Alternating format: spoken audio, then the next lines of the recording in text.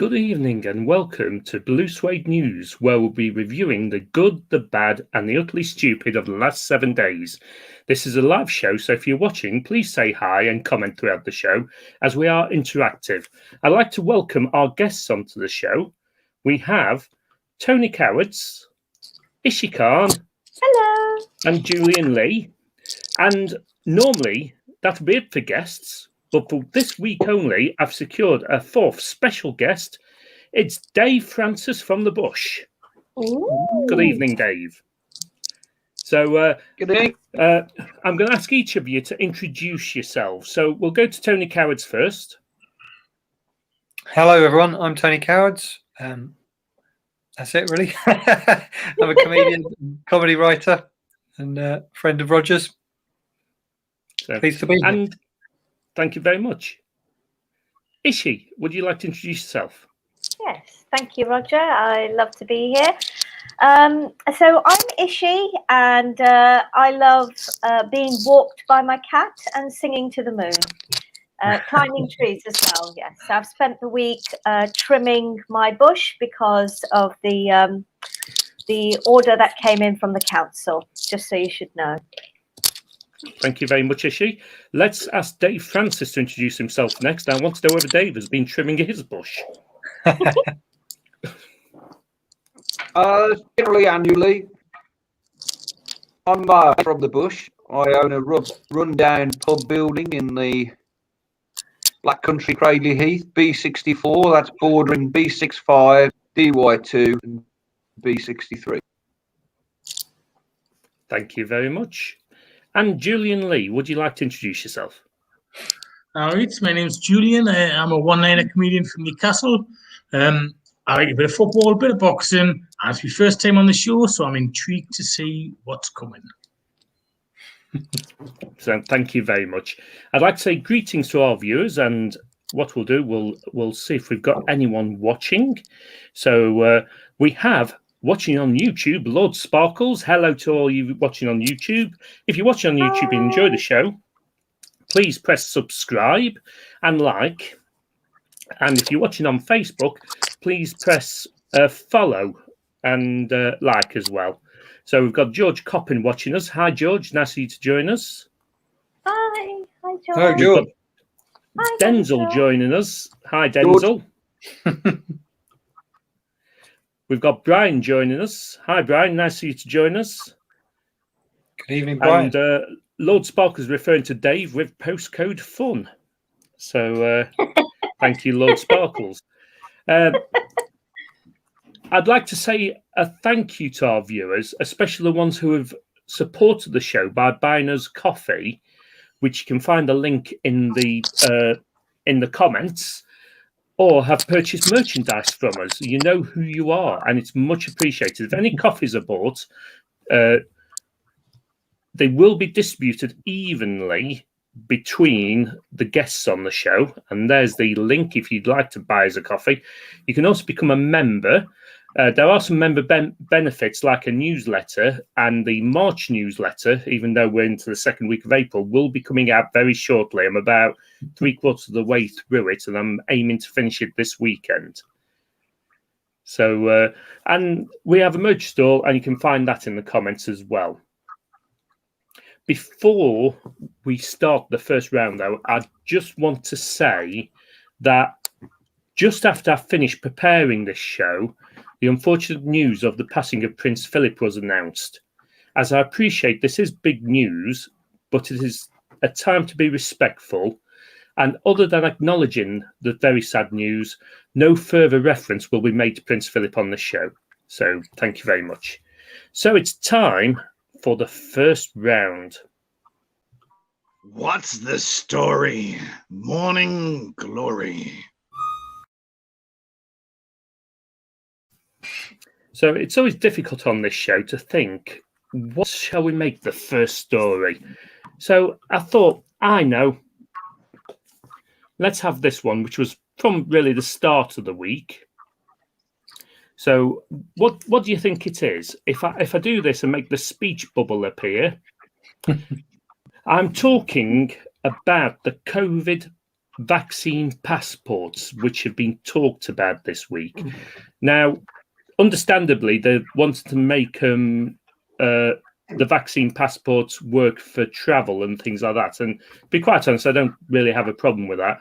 But they're also hinting that they could be used in pubs, shops, theatres, and other establishments. So, well, I'll come to each of you to see if you've got a view on these. So let's go to Julian first. Well, one thing I'd like to mention, it was a bit sad news. Hot Water Comedy Club in Liverpool were part of an experiment for live shows to go ahead, test if they were going to work. But due to some sort of sloppy reporting, they were linked in with saying they were going to ask for vaccine passports, and they've got loads of online abuse because of it. And the experiment that they were part of had nothing to do with vaccine passports. So it's one thing I've found over the last 5 years, because I'm fairly recently politicised. I've always been quite apolitical. But I've noticed that people just read the headline and then make their own mind up, or just follow what their own opinion is from what they think of the headline. And that's an example of A, comedians losing work because people can't read headlines properly, and B, just this mass hysteria about headlines and everyone wanting to sort of out-virtue signal each other, which I'm getting sick of, if I'm honest. Yeah, well, I agree with that. The vitriol on Facebook is terrible sometimes and gets in the way of proper debate. Sorry about that, Roger. I apologise. Sorry about those messages, Roger. The thing is, though, people have lost respect for other people having opinions, right? And they might be different to yours.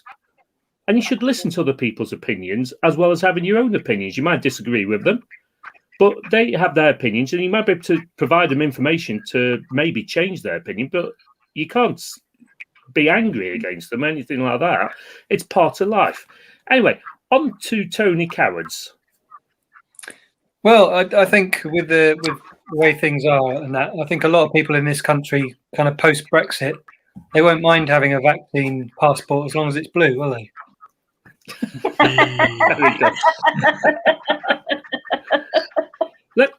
Let's ask Ishi what she thinks of vaccine passports.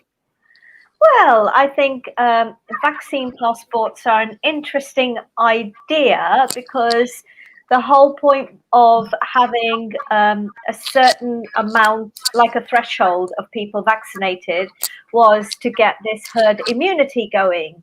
So it shouldn't really be necessary. But having said that, vaccine passports will provide jobs for that guy, for instance. You know, what else is he going to do? And it will provide jobs for a whole department to be set up in local government, for them to stamp more documents and create more queues and more lines. So it will be creating jobs. Okay. Yeah, very good. And Dave Francis, what do you think to vaccine passports? As far as a vaccine passport goes down, regarding the Bush, I mean, a COVID vaccine is going to be the least of your. You're definitely going to have to. If you've ever been Bush, you'll know that you'll have to have all your childhood vaccines before even contemplating coming down here. So so it's a risk. Dave, what vaccines do you need at the moment to visit the Black Country? Is it just your yellow fever, typhoid? You get your your usual. Apparently, there's a special one for pork scratchings. They're just out. Is there one for pot noodles, Dave? For pork scratchings, are you saying you need a pork injection? Is that what... You just need a special immunity. So if you get one of those hairs stuck in your throat, you'll be okay. Pot noodles, well, the pot noodle ones, it's sort of the Pfizer one. You know, it has to be kept warm for quite a while before you inject it. Yeah, definitely. Denzel says, "Can we buy beer tonight?" Dave, can you serve us all? Yes, I can. So anyway, I mean, one of the things that does worry me about this is this the start of like identity cards by the back door? We're all going to have to carry these it'd be an electronic system which you show on your phone with a QR code, and then people will know where you've been, right, and who've you been with and everything like that. So it is slightly dangerous in terms of privacy. I've got one of them for Loftus Road. It's a QPR code. I'll be honest, Roger. You were saying ID cards by the back door. I think it was via any door you go in the pub. Very good.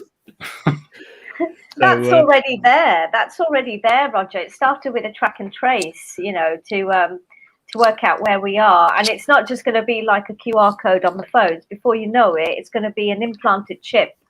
So all you have to do is scan your face, and that's all you're going to have to do. Even in supermarkets, you're just going to... Yeah, but you say that. I thought that was implanted as part of the vaccine. Oh, is it? Okay, there we go. There we go. No vaccine, no shopping. We've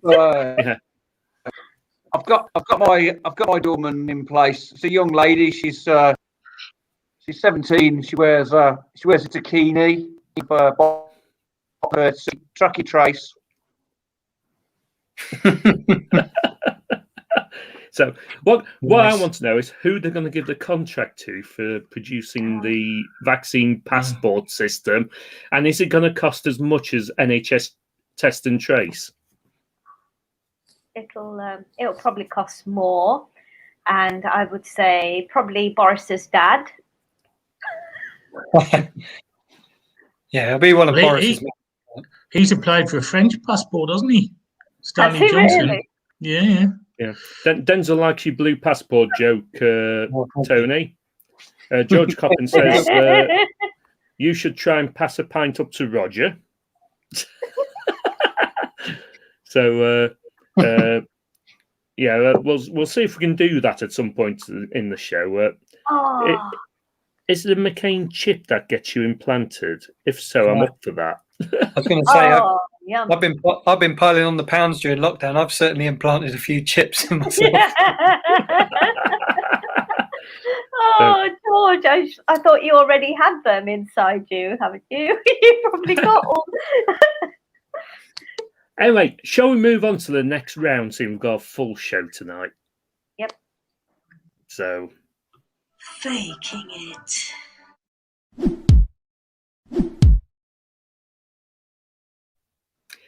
In this round, I'll present each of you with a news story. All you have to do is tell me whether you believe it's a factual story or whether it's fake news. That's all you need to do. Tell me whether it's fact or fake news. So who shall we go to first? I think we'll go to Tony Cowards first. Pressure's on. Right. This is a story of a man attacked by an octopus. And this is the scar on his neck after the attack. Lance Carlson was about to go for a swim when an octopus swam up and whipped him, leaving a red mark on his neck. The attack happened in Western Australia. How can you be attacked by an octopus? What a sucker. Excellent. Well, he should probably sue the local government, shouldn't he? Be squids in. So, Definitely. So, sorry, I'm too busy trying to think of puns. I'm not considering whether the story's true or not. So, what was it? Western Australia? Did you say? Did you say Western Australia? Western Australia, yes. Yeah, my aunt lives in Western Australia, so I don't know how that helps me. I've got local knowledge with it. So he was attacked by an octopus, and what were the consequences? This mark on his neck. This mark on his neck. It seems quite, although like an octopus is quite exotic. It's quite a mundane story, isn't it? Really. So it seems so mundane that it's got to be true, isn't it? People in Australia are getting attacked by animals all the time, aren't they? They've got sharks and spiders and everything will kill you in Australia. So a slightly miffed octopus. That sounds about right for Australia. So, you're going to say it's a fact that this man got whipped by an octopus while walking along a beach? Yeah, I reckon. Okay, let's see whether you're right or not.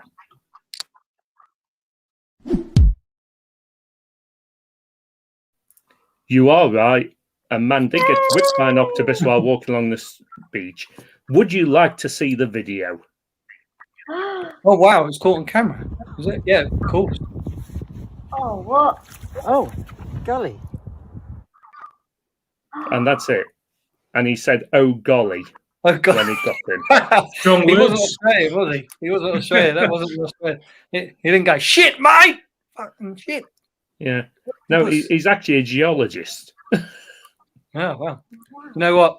Geologists admire them. Geologists rock, don't they? But would you believe an octopus would do that to you as you walk along a beach? I didn't think octopus would be in shallow water like that either. I thought they'd be further into the water, deeper. But that's. Well, if you'd gone deep, I made me Realise, find he inked. Yeah. I didn't realise they had a redneck from Western Australia. Yeah, obviously they do. So let's move on to the next story. This one, I think I'm going to do for Ishi. A plastic surgery in Beverly Hills has launched their own brand of toys. Beverly Hills Rejuvenate has brought out a range of dolls. One is a doctor, another is a nurse, and another the receptionist. It's to make young mothers welcome in the surgery and to give them possible gift ideas. The doctor version has a nice silver heart-shaped stethoscope. Okay, Beverly Hills. So, if we think about Beverly Hills, we're thinking about a lot of starstruck people and stuff like that. And would they need to be enticed into the doctors? I'm not so sure. And they certainly, I'm not sure. What's that? I'm not sure that they would, the doll would actually look like that if they wanted to entice people into a hospital in Beverly Hills. Ooh, this is a tricky one. When was this launched? It's in the last 7 days. In the last 7 days? Oh, I Yeah. suppose they want young mums to come in because they're not coming in. I'm going to go for fake, actually. Right. So you're saying... I think the doll would be a size 0 if it was Beverly Hills. That's what I'm saying. It does look a bit full-figured, doesn't it? Yeah, which is great. But Beverly Hills, come on. So you're saying fake. Mm-hmm.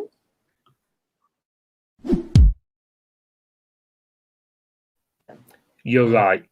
It was a story I made up earlier. Oh, The first time you've been right. Yeah, I think so. Not that I'm counting, but I think it is.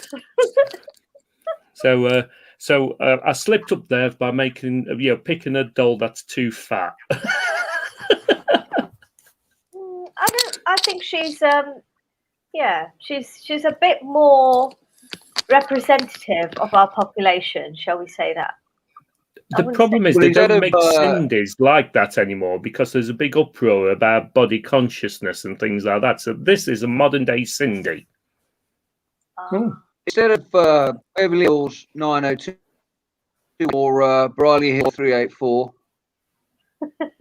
that's the dialing code for Bill.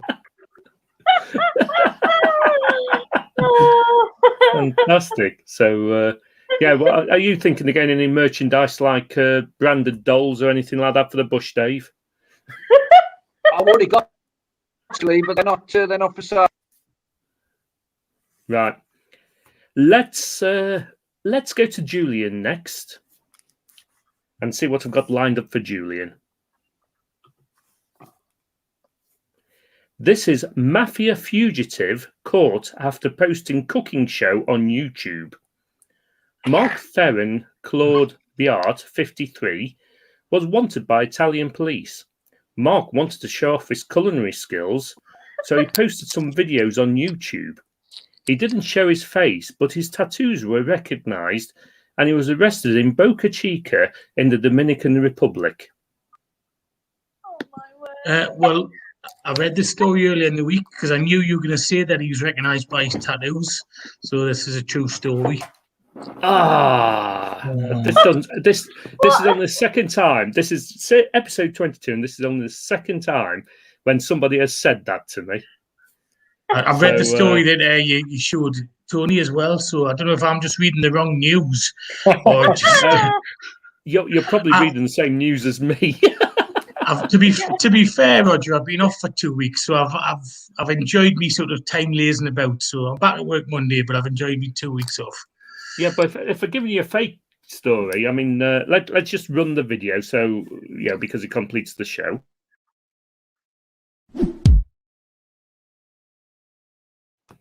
It is a factual story. If I'm giving you a fake story, you just said, "Oh, it's fake because I haven't seen that one." That's it, yeah. So I'm doing absolutely shockingly tonight. So that's three to the guests at the moment, and at least I've got a fourth one, and it's for Dave Francis. So let's see what we've got for you, Dave. Oh, it's a piece of art. Oh, do you know what it is yet? Oh, it's fuzzy felt, and it's a fuzzy felt sheep. Right? Lucy Morrow from Nottingham has found a creative outlet during lockdown by making artworks out of fuzzy felt. Some people have said her art is like Van Gogh.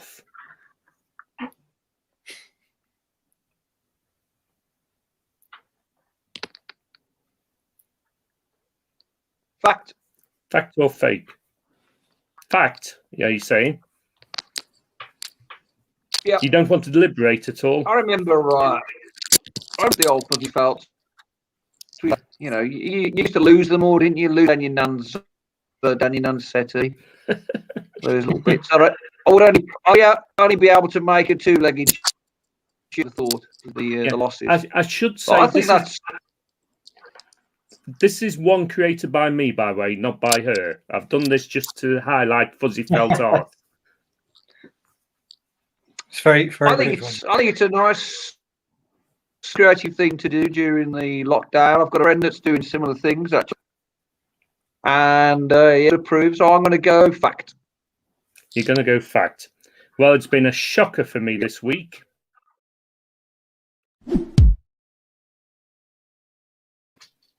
It is a fact. So this is one of hers. She tends to do ones from well-known TV shows or films, and I particularly like this one myself because it brought back memories of a great comedy show. Before I move on to the next round, let's see if we have any comments.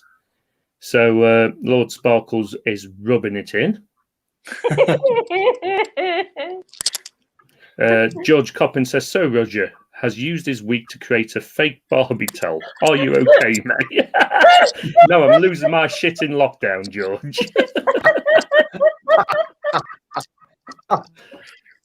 And Denzel says he thought I could do better. It's great that the viewers love me and give me loads of support while I'm doing these shows, isn't it?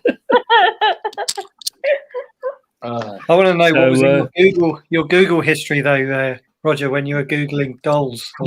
Oh, you won't believe my Google history. Got the Nerf dolls. Well, the thing is, a lot of people don't realise I Google every single story, and I try, where possible, unless it's a faking it ground story, to establish whether it's a real story. So where's, we're coming up. I'll run the video for the next round. Prat of the week.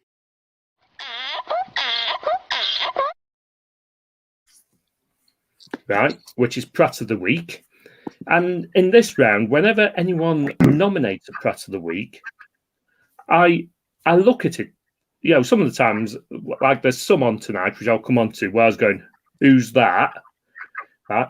But I also look at the stories to make sure whether I'm satisfied that they're not fake news stories or anything like that. So I do quite a bit of research, even when other people are suggesting Prats of the Week. So this is the Prat of the Week round, where each of my guests has suggested a Prat to be nominated for Prat of the Week. They will be given 45 seconds each to justify their nominations. Once they've done their justifications, I will review their nominations and I will choose a Blue Suede News Prat of the Week. So we'll get on with the nominations. So this is the first one. It is Leicestershire Live as nominated by Ishi Khan. And Ishi, your 45 seconds starts now. Okay, so here I'd like to nominate Leicestershire Live for this news story because they've obviously missed the critical words at the end to say buying online from Amazon. So that's the first thing. And then also I'd like to nominate Leicestershire Live because by buying online from Amazon, what they're actually doing is they're not supporting the high street traders at all. But on the other hand, they might be actually supporting them because then that high street trader could go bust and then it could apply for a business restart loan. So they could start a different business with a different name, or which means they might actually get some decent support, or they might actually get a job at Amazon on it. That's your time up. So this is shoppers in Charnwood urge support high street traders by buying online. It's a bit like turkeys voting for Christmas, this story is. So anyone else want to chip in a comment before I move on to the next one? Well, if people are buying online, it would be John Wouldn't, not John Wood.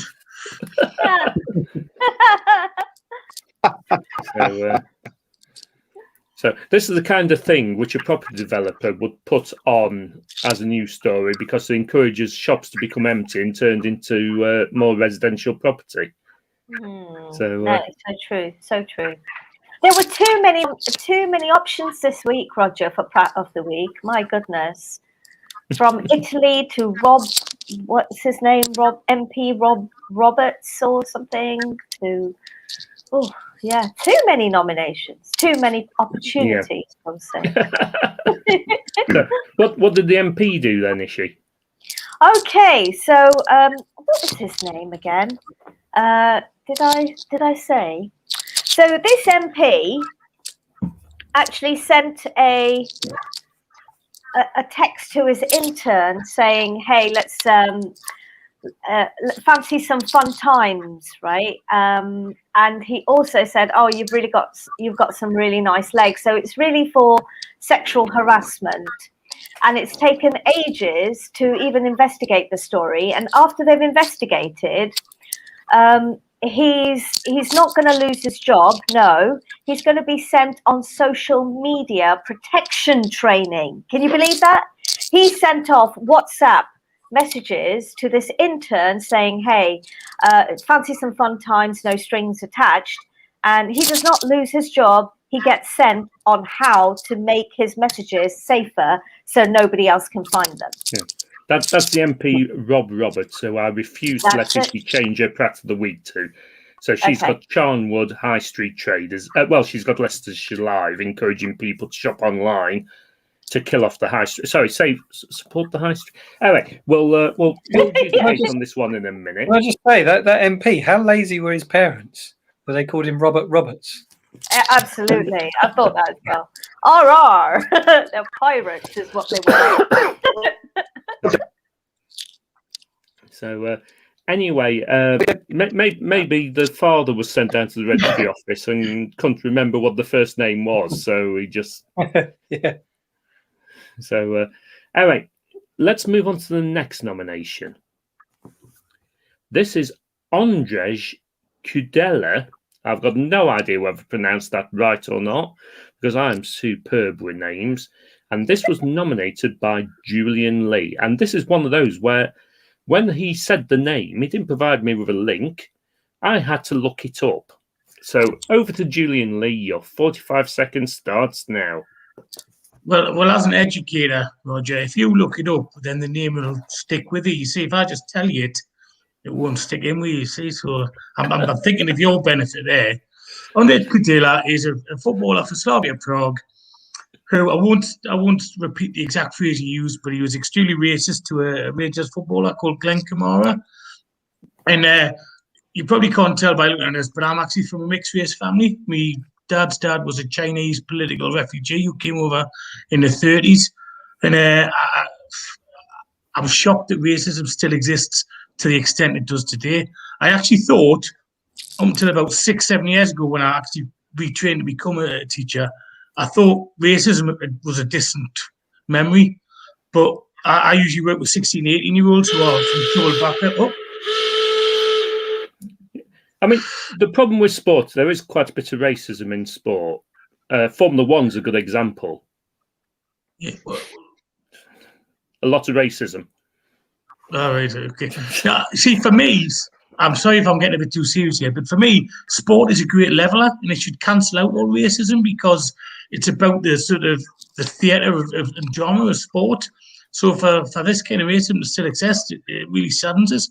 And the fact that people aren't penalised enough, or clubs aren't penalised enough either. Well, so, sorry. Well, I mean, I've actually read the story, and this gentleman only received a 1-match ban.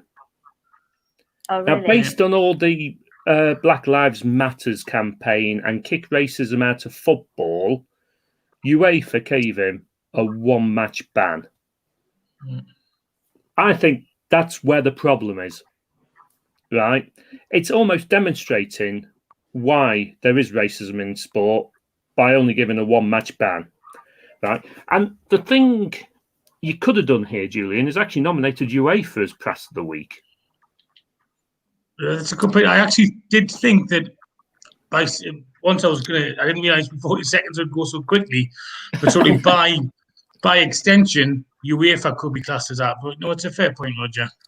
Yeah. So anyway, let's move on to the next Pratt of the Week. This is Alex Beresford, as nominated by Dave Francis. Dave, your time starts now. So he's the friend of Piers Moore. Fused with used to be on the left. He interviewed Richard Wilson and said, "Is there going to be another just Potter? I'm dead. I'm dead already. How can it be another series? You foolish man."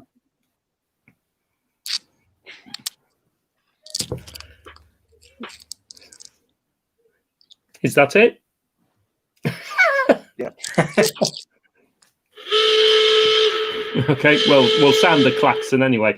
Yeah, you might cut out a little bit there, Dave, but I got the gist of what you were saying. This is Alex Beresford, who was on Good Morning Britain interviewing Richard Wilson and asking him whether there's any chance of him reprising his role in One Foot in the Grave. And if anyone knows that series well, knows that in the last episode of One Foot in the Grave, he died. So to reprise the role, I know this has been done in other programs with dream sequences and things like that. I think it would be a little bit ridiculous. I mean, yeah, I've heard people say putting your foot in it, but that one was in a grave mistake. I'll give myself a sad trombone for that one. Very, very weak one, put in a grave pun. He put 1 foot in his mouth, really, didn't he? Does anyone else think that sad trombone sounds like a euphemism for impotence? Definitely. So Not till Anyway. now. Yeah, we will now. Couldn't do out, lads. I had a sad trombone. we do have I've some. got an image now. I've Uh, got quite an image in my head now, Julian. yeah. Well, Lord Sparkle says he apologies for doesn't that, enjoy- Ishi. Apologies. Yeah, Lord Sparkle says he doesn't enjoy football, but he supports Julian Lee. Yeah. He doesn't enjoy football, so he must be another Newcastle fan. Hey, Julian? as opposed to those high flyers Ipswich Town. Oh, hang on a minute. We're coming to that, mate. We're coming to that. Let's move on. Let's move on to the next prat of the week. This is Mike OLeary, as nominated by Tony Cowards. Your 45 seconds starts now. Right, this is a bit similar to Julian's one, really. Mike is just the scapegoat for a wider issue here, really. Because no one will know this, but Mike OLeary, I don't even know this. I'm an Ipswich Town fan. He's our new chairman, and we've just been taken over. He's heading up a consortium that have bought out Ipswich Town. And of course, most people, if you're not into football, you'll be going, who? Quite rightly, Ipswich Town are a very, very bad football team at the moment. And he heads up a consortium that have just paid £40 million for Ipswich Town. I'm an Ipswich Town fan, and I wouldn't give you 40p for our club at the moment. So what they're doing, paying 40 million, I've no idea. But he seems to be under the belief, or various people do, that they can buy Ipswich Town and get us into the Premier League. We're currently 8th in League One, and we're terrible. We're absolutely shocking. So anyone who thinks they can get us in the Premier League is a twat. There you go. Right. I've got to say, this is another one. I had to look it up because I wasn't sure who he was. I wasn't even convinced that Ipswich had a football team. We don't know about it, They won the FA Cup in 1979, didn't it, Tony? Yeah. 78, mate. 78, Yeah. sorry, 78, 78. And And the the UEFA other Cup. thing is, Ever since. I did check whether Ipswich existed as well, right? But it is in Suffolk, not to be confused with the mythical county of Norfolk. See episode 15 for that callback reference. Who is it who didn't believe in Norfolk? I was on that episode, wasn't I? Okay. Yeah, it was PK Malley who didn't believe in Norfolk. Yeah. Actually, Tony, did you know my sister lives in Suffolk? That's not a joke. She actually lives in Suffolk now. She moved there a year ago. Oh. I can't remember the name of the village. It's near Bury St Edmunds, apparently. Yeah, BSE as it's called, yeah. Isn't that mad cow's disease? Yeah. If you've ever been to Bury St Edmunds, you'll understand why. Anyway, let's have a look at this. So I've got 4 prats to adjudicate. Right, we've got the Leicestershire Live trying to encourage shoppers to support the high street by shopping online, which is ridiculous.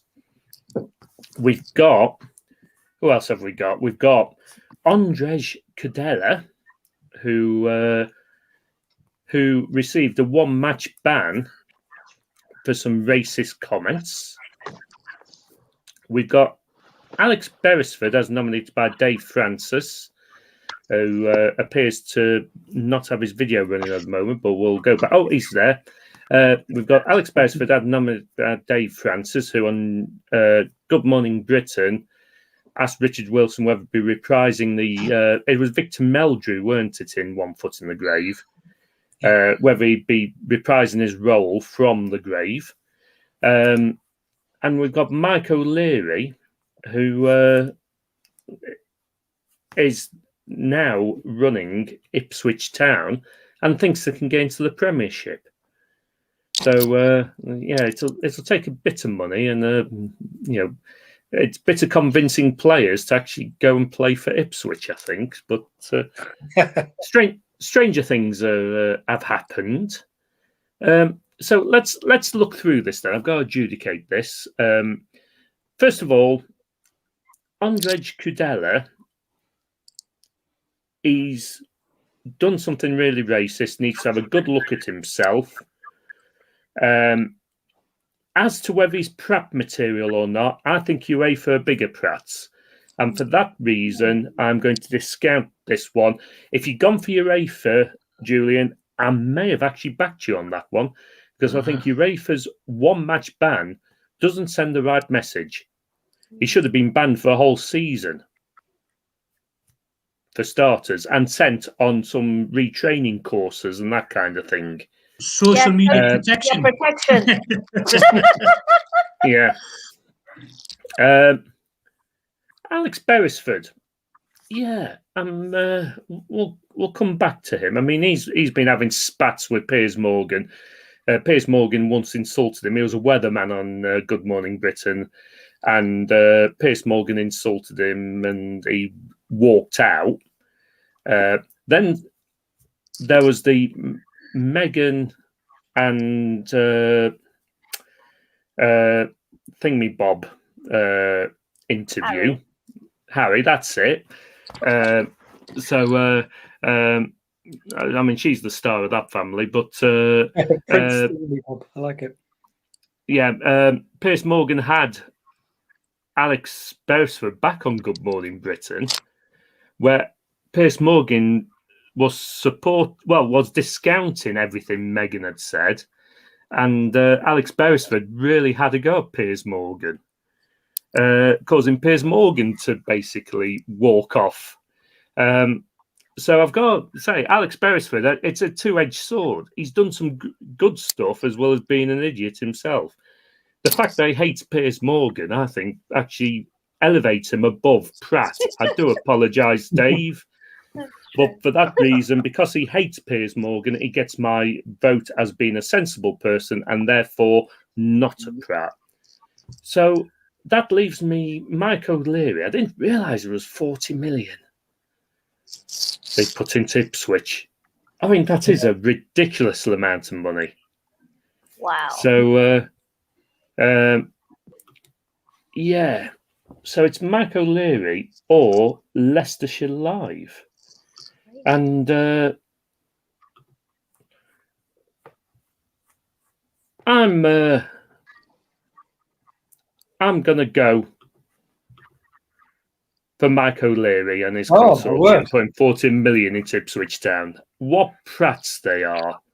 I've got to say, that's one of the closest I've ever seen on this show for my decision. In fact, yeah, you kept it on I expected it out of the choices to be Leicestershire Live, because I do think about my deliberations, but I always wait until I get the justifications and base my final decision on those justifications. So, I've obviously gone wrong way for George. So sorry, George, but you heard my justifications. I don't know whether you agree with my views or not. Colin Bugler. Ipswich won the UEFA Cup in 1981 as well. Absolutely right. Colin, what good knowledge there we did. Didn't John Walk break the record for the most goals in the UEFA Cup that year? He did. He scored 14 goals in the UEFA Cup that season. A record that he held until I can't remember. Someone broke it a little while later. Got 15. But he held the record for a long time. Anyway, that's Pratt of the Week over. So that means we can move on to the next round. The good, the bad, and the utterly stupid.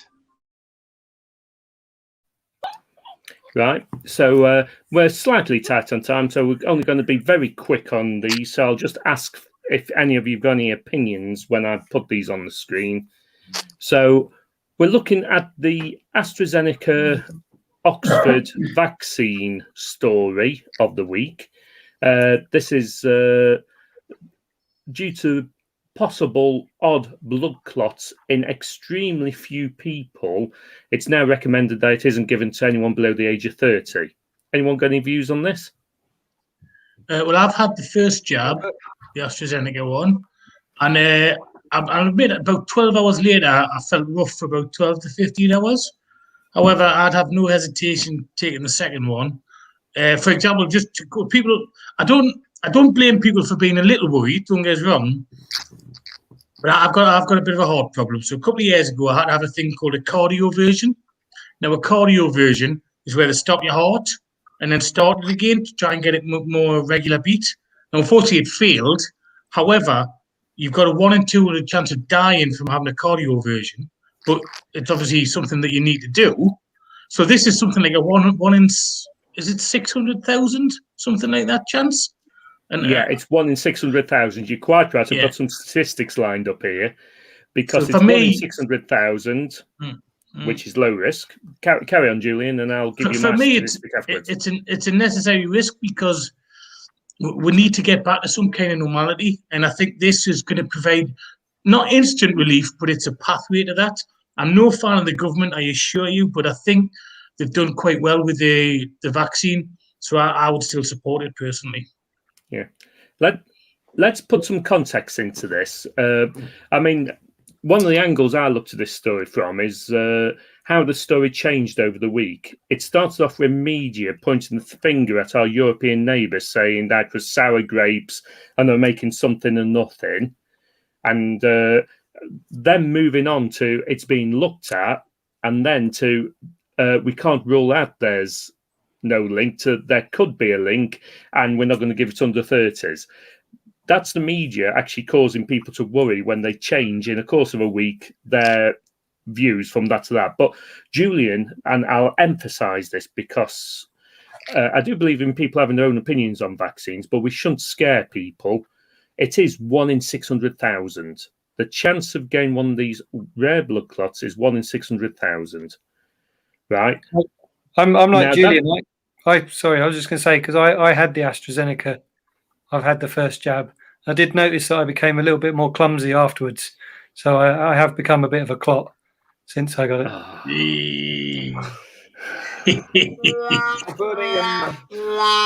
I'm only doing that because we're talking about a serious subject, Tony. Genuinely, I have had it, and I say to everyone, get it. Tony, you're 1 in a million. Thank you. So, anyway, 1 in 600,000 run the risk of these very unusual clots. To put that in context, 1 in 100,000 people each year dies in a road traffic accident. Right? So you're 6 times more likely to die in a road traffic accident than get one of these rare blood clots. And do we hear people saying, "Oh, I'm not getting in a car. I'm not getting in a car.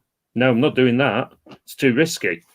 Right? So that's the thing. Carry on taking using this vaccine. Ruling it out from under 30s. Don't know whether that's sensible or not. But for rest of us, if you have the AstraZeneca vaccine, take it. It'll keep, it'll reduce your risk of dying of COVID and things like that. And 1 in 600,000 is very low risk. I wish I'd known that, though, Roger, what you said about the road traffic accident as well, because I actually drove to the vaccination centre. So hey, you're living on the edge, Tony. Living on the edge, yeah. Living on the edge. Adrenaline junkie. Okay. Isn't it near your house, though, Tony? Isn't it? I couldn't get in Loughborough. I had to go to somewhere just outside Leicester. I can't remember. Oh wow! It was can I just say it was brilliantly done. Though they were all fantastic, and I got my jab, and it was get your jabs, people. Same here, Tony. They were absolutely brilliant when I went in and out in 10 minutes. It was fantastic. So let's look at the next story, and the next story is misspelt road signs. Oh. This is a road sign on the A46 near Lincoln. And if you look at the bottom of the road sign, how they've spelt Saxobilly. They've spelt it Saxobilly. That's what I say when I see a good-looking goat. Sexy Billy. I guess there are not many friends in Saxy Place, wherever that is. It's like, oh, Billy, no mate, Saxobilly. So I blame all these dodgy signs on On what, Dave? So you cut out on the final word. Misspelt youth. Oh, Very misspelled good. youth. Very good. Ah. Very good. Very good. It's only they go one way. These things only one way.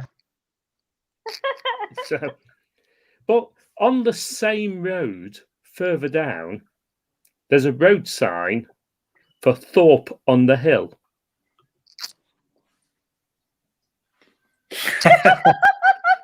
That's where everyone's sick. You got to throw up on the hill. We'll give you one of them. That's the peak of sick. I like it. I like it, Julian. My favourite one, I was driving back from a gig. This wasn't a misspelt one, really. It was one that someone had just slightly altered. And I was coming back to Loughborough from a gig, and I was driving as you turn off the M6 to come onto the A50, sort of through Stoke. Just as you cross the county line, it just said Stafford shite. Someone had obviously changed the R to a T. Yeah, it's obviously that's reminded me of when I was a bit younger. That I used to live in Nottingham, and there was a billboard near where I lived in Carlton, and this billboard had an advertiser. I'm going to show my age now. Advertising for a greatest hits record released by Phil Collins, and the record was actually called Hits. Right, so it said Phil Collins Hits. Someone one night had gone out with some white paint as well as black paint, because it's on a white background, and they'd whitewashed the S at the end of Hits and painted in an S at the start of Hits. So the billboard actually read Phil Collins shit.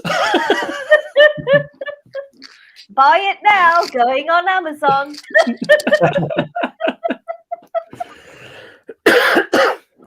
Now I've got to say, we are Was it getting cold? quite Was it a tight cold on night? time. Was it a cold night? Could have been. Or jacket required? Yeah. Well, this billboard was in the air that night. So, anyway, I'm going to move on to the next round because we are getting tight on time, believe it or not. I predict a riot!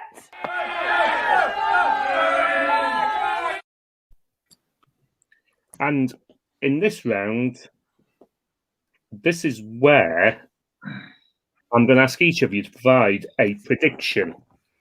Right? Winning predictions can, or predictions that turn right, can mean you become certified Rogers Blue Suede News Soothsayer. Right? Now, before we run through your predictions for tonight, we do have two winners for this. We had a winner early in the series, and I've only just decided to start certifying people. So the first winner we had was back in... I can't remember what episode it was, but it was Alex English in one of the very early episodes. Predicted... I think I might have done this wrong. Nope. Predicted that Glastonbury would be cancelled. She did this back in December, and Glastonbury has been cancelled. So Alex English is a Rogers Blue Suede News certified soothsayer. Now the reason why is we do have a second winner, well, second certified soothsayer as well, and he tried to claim it early. Right, it was Denzel De Cristo predicted a formation of a new political party.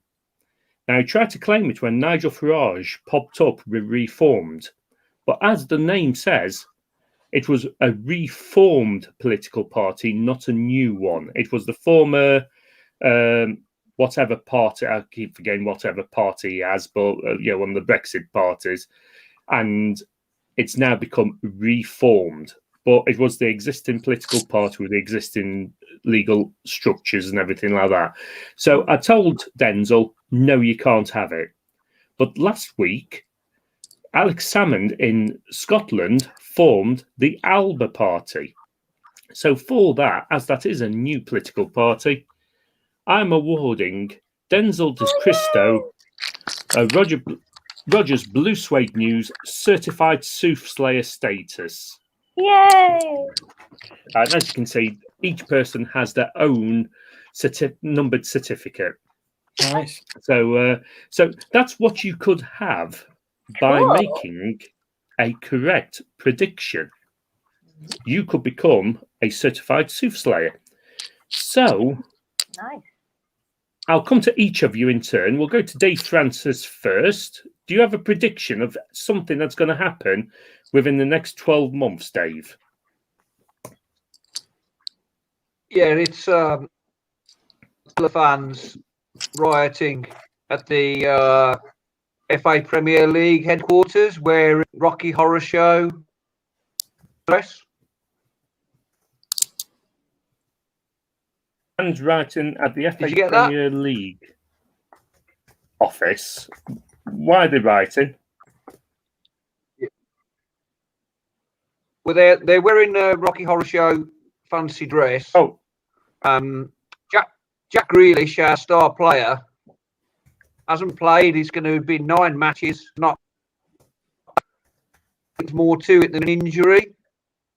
right. So I'm wondering if maybe he's trying to come out with the manager as friends, and he wants to play in knee-high boots, sort of Danny LaRue wing. But the Premier League have said that he can't. Villa fans are up in arms because they think that he should be able to express himself. Fair enough. Yeah, so they're like it. they're not happy. Bit of a complicated one, that, but I like it. Well, he also needs to adjust some of his runs. Instead of going centrally, he needs to make a jump. Ah. And then a step to the right. So very good, very good. I love the build up to that punchline. So let's go to Julian next. Julian, do you have a prediction of what could happen in the next 12 months? I do, yeah. Before that, I just want to say that if you want to see into the future, you need a soothsayer. So if you want to look back in the 70s, you need a Leo seer.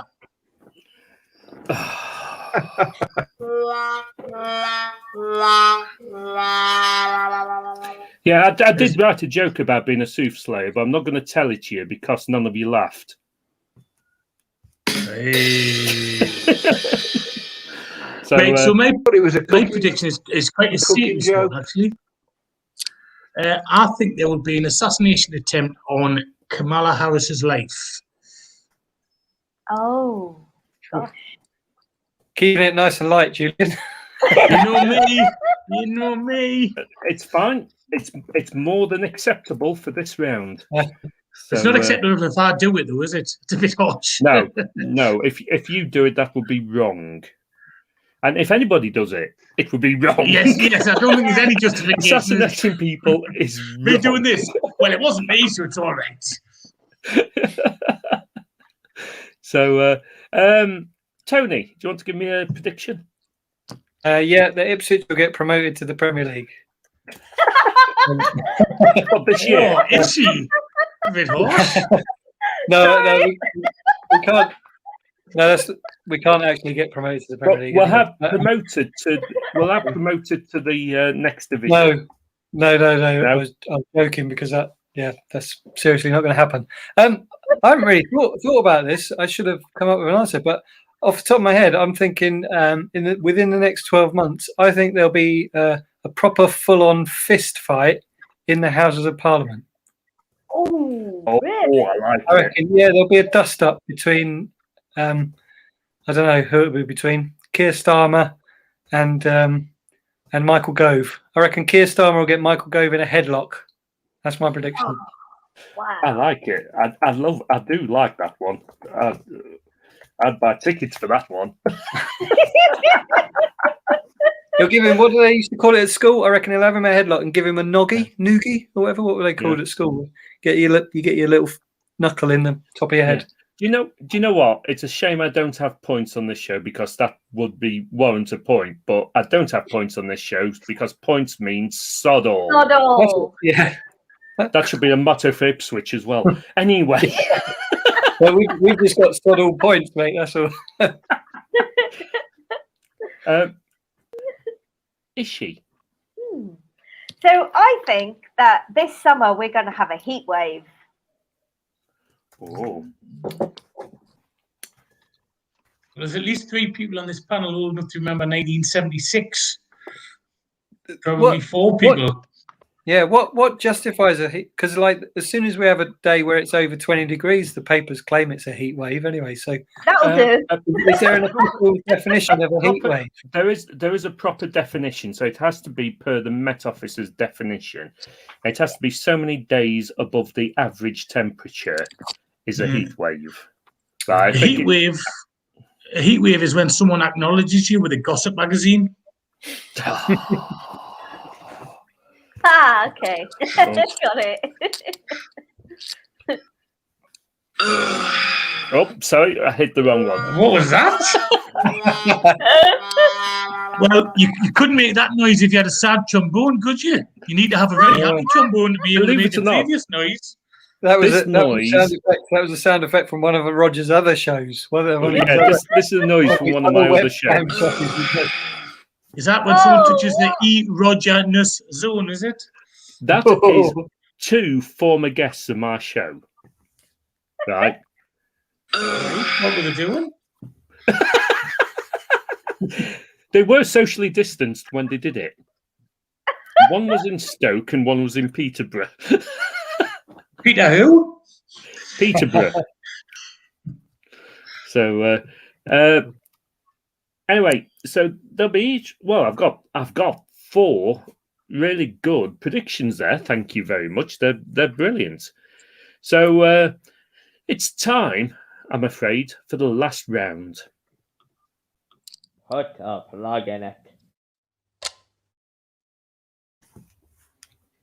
In this round, I'll ask each of my guests to plug whatever they want. So we'll go to Dave Francis first.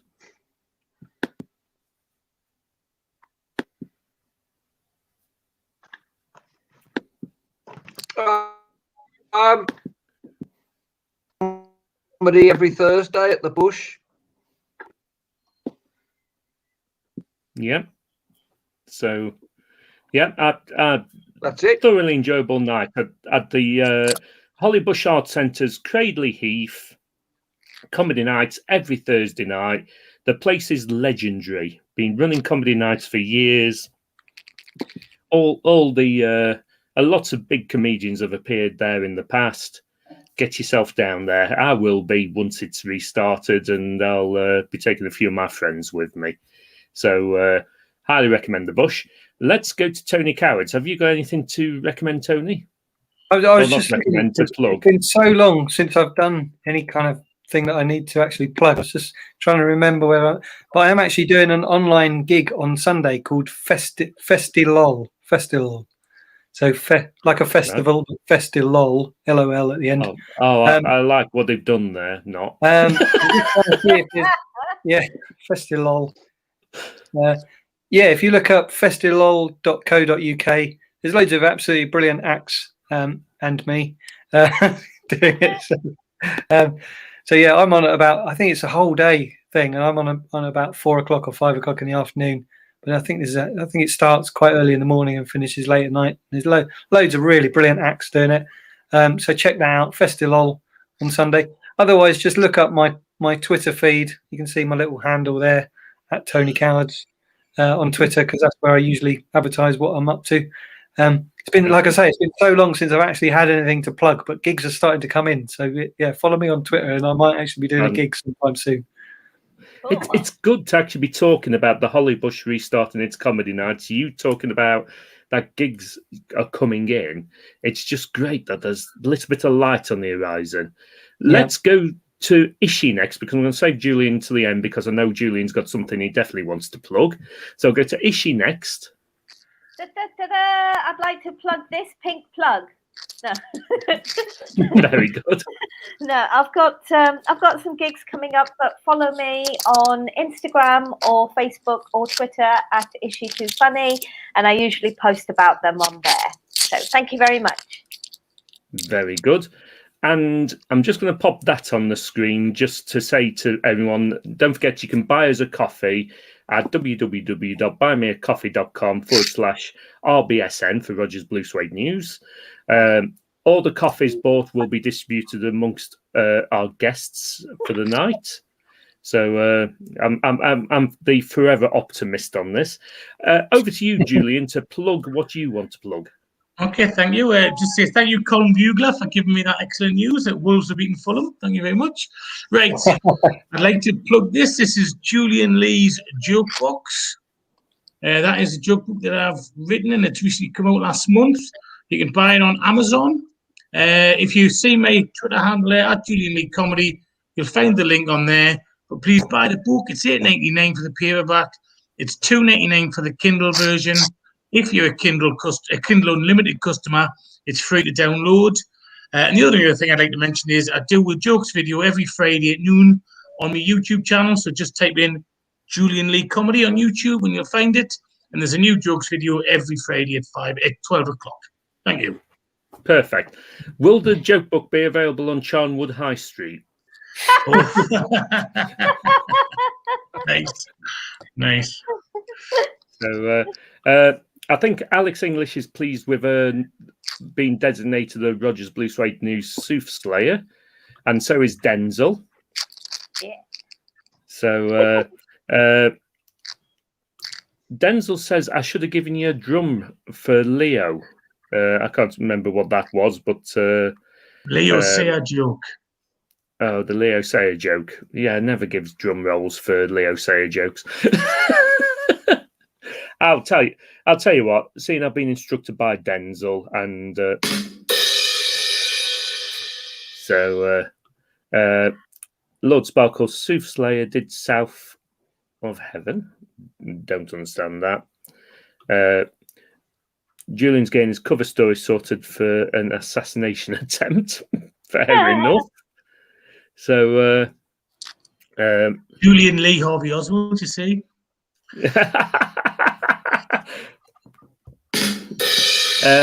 Great. George has said, great show, guys. And Roger, you'll be glad to hear none of these guys are on my show tomorrow night. Well, that's good. I took over George's show other week because I think it was about 2 or 3 of my guests were on. No, 2 of my guests were on his show the following night, plus somebody else I knew. So we all got together and took over his show, as you do.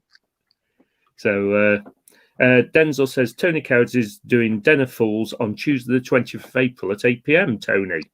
Oh, that's great fun. You'll enjoy that. Oh, yeah, really sorry, fun. Denzel. I'm terrible at plugging stuff, but yes, Yeah. thanks, Denzel, for reminding us of that. I mean, I'm on George's show a week on Saturday, but that's a week on Saturday, so I was going to mention that next week. All right. Yeah, there's the football score. Thank you very much. And the only other thing I'd like to mention is don't forget the merch stall. You can have face masks, bags, stickers, mugs, socks, T-shirts, hoodies, and also the new drinks receptacle. Oh.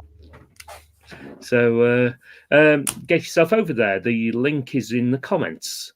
And I'd like to say thank you to all my guests. It's been an absolute pleasure having you on. Thank you, Dave Francis, Tony Cowards, Ishi Khan, and Julian Lee. Thank you so much for being on the show. Thank you. And there's only one thing to say is good night to all the viewers. Thank you for watching, and good night.